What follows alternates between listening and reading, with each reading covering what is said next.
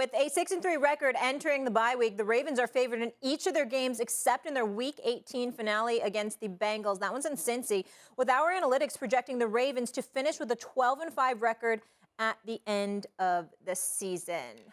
Stephen A. Smith. Would you say the Ravens are on the same level as the Chiefs and the Bills now in the AFC?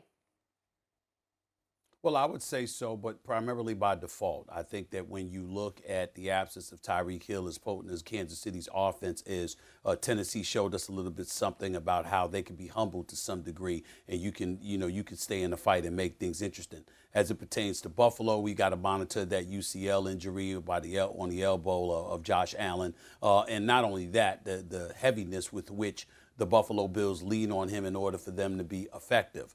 When you scour the rest of the AFC, who definitively can we say? I thought it was Cincinnati a few weeks ago, and then they got blitzed in Cleveland. Obviously, you look at Tennessee and you see how limited they are to some degree. I mean, they can run the football. They've got a defense, but in the same breath, Ryan Tannehill eventually will be back.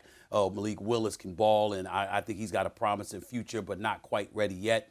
You see the mess that's going on in Indianapolis. They got to get one of our own to come and try to save the day for them. You got Jacksonville.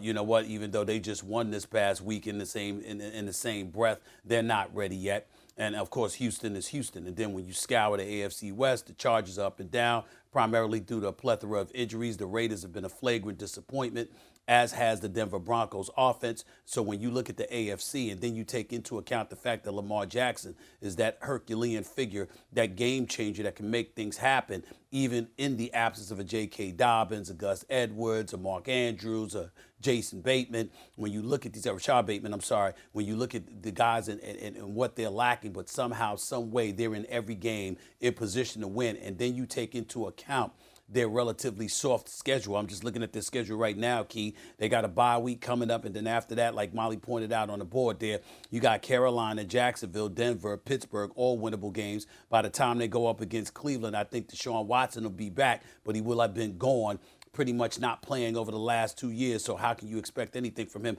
Atlanta can be interesting, Pittsburgh, and then Cincinnati. And so at the very least, you expect, or the most rather, you expect Baltimore to lose a grand total of 2 games, if not just one. So we're talking an 11-6 or 12-5 record, which puts them in the mix for home field advantage, et cetera, et cetera.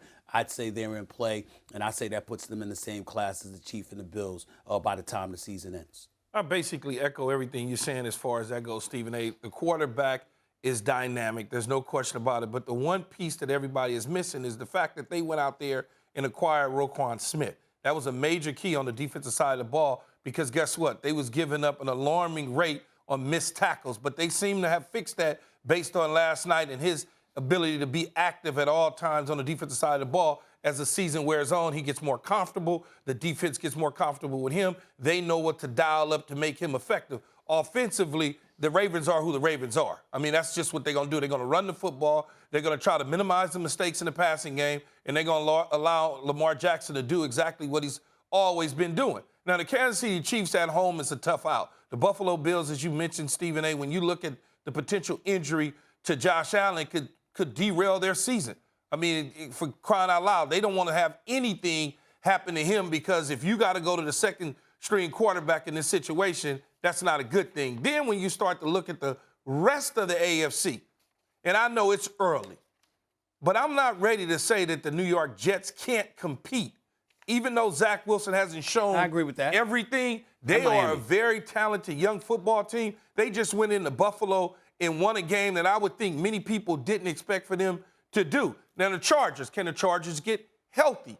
Can they get healthy? I know at the receiver position, Mike Williams and Keenan Allen have missed some time, and Slater is going to come back at some point in time at the left tackle spot. They are sitting at 5-3. Thanks for watching ESPN on YouTube. For live streaming, sports, and premium content, subscribe to ESPN+.